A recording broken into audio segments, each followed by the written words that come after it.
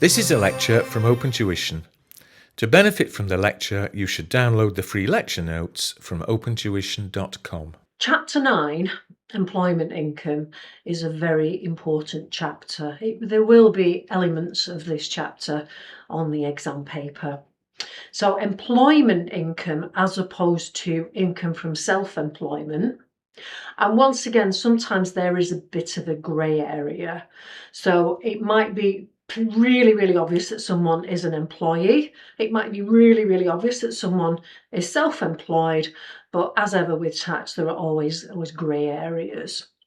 So it's generally more beneficial to be taxed as a self-employed person, mainly because there's a greater deductibility of expenses for self-employed persons, and also the national insurance contributions is lower, as we will see in chapter 10.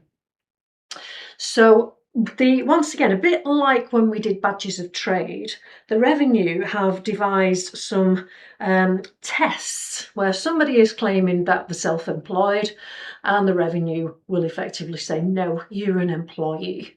So these are the things that the revenue will look at in making their decision. So you can use the mnemonic, or is it an acronym? Yeah, HISCHORE, to help you remember the tests. So the H in HISCHORE is all about the entitlement to benefits. Now, if you're an employee, then you're going to be entitled to things like sick pay and you're going to be entitled to holiday pay. Yeah. So holiday pay, sick pay, you would have the right to take your employer to a tribunal if you feel like you've been unfairly dismissed.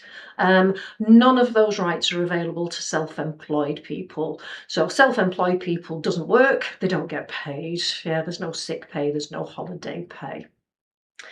The I, we look at whether you're an integral part of the business, yeah, not merely an accessory to it.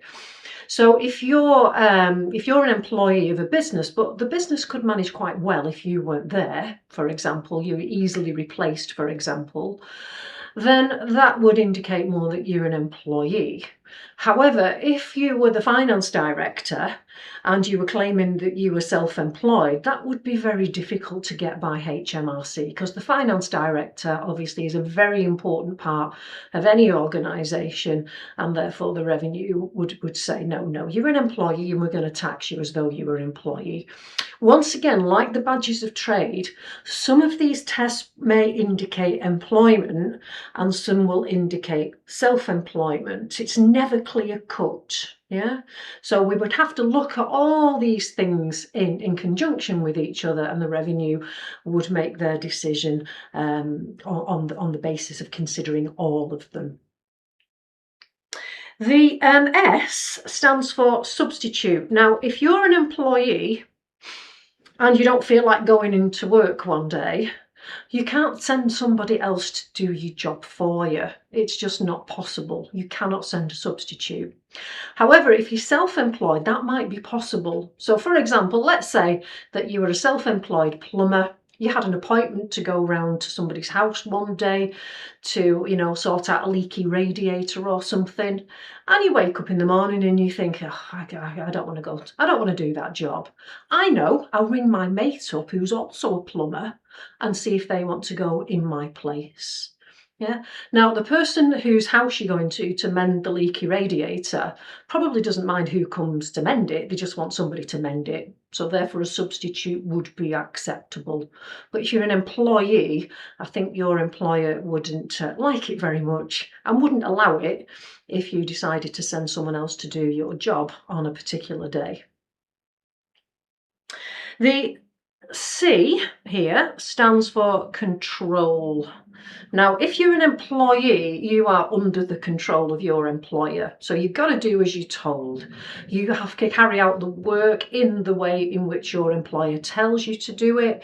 You might have to turn up at specified times, 9 till 5. So he controls the hours that you work, he controls the method of which you carry out your employment duties. You've got very little control when you're an employee. However, if you're self-employed, you do have more control.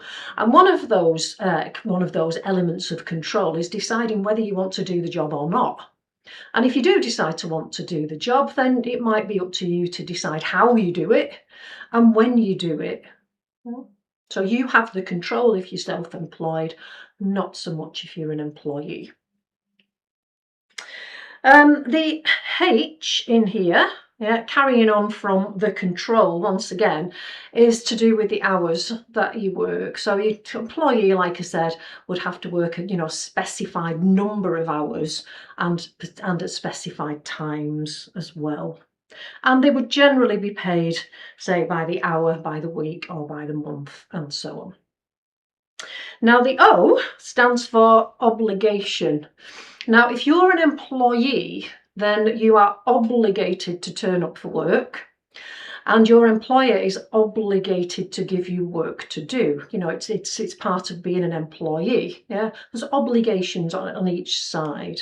There's also obligations going back to what we said before about things like sick pay and holiday pay and things like that. If you're self-employed, there's no obligation on either side.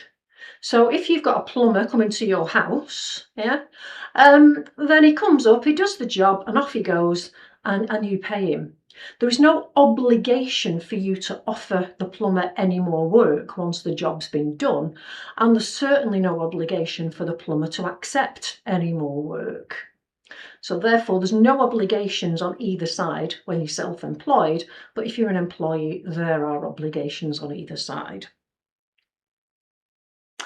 The R stands for risk and reward.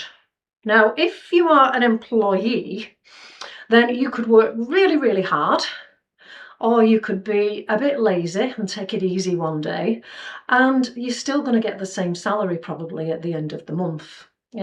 Now, by working harder, you don't generally increase your salary, and also you are not risking your own capital in that business.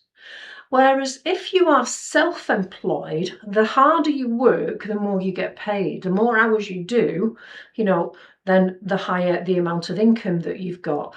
But you do risk your own capital as well in the business, because if you get sued for faulty workmanship, for example, then because a sole trader, an unincorporated business, is not a separate legal entity, you could, have to sell your house, if you get sued and that person is successful, and you've got to pay them damages. So you've got the risk in there. Whereas with an employee, of course, we don't have any sort of risk or reward balance. With self-employed, you absolutely do. We've also, of course, got the risk that you might not get any extra work if you're self-employed. So it may well be that you've got a bit of a dry spell, like, during COVID, for example. Then obviously your risk there is that you just don't earn anything because you're not allowed to. The E there to do with equipment. Now, if you are an employee, you would expect your employer to provide you with the equipment that you need to carry out your employment duties. You wouldn't expect to provide, your own computer and your own desk and things like that.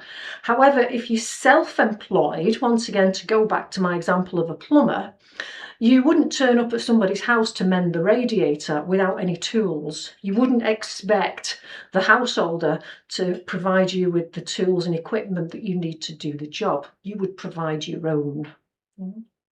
So those are the things that the revenue would look at to decide whether an individual who might be claiming to be self-employed should actually be treated as an employee, in which case, as I mentioned, it means that effectively they would pay more tax and national insurance contributions.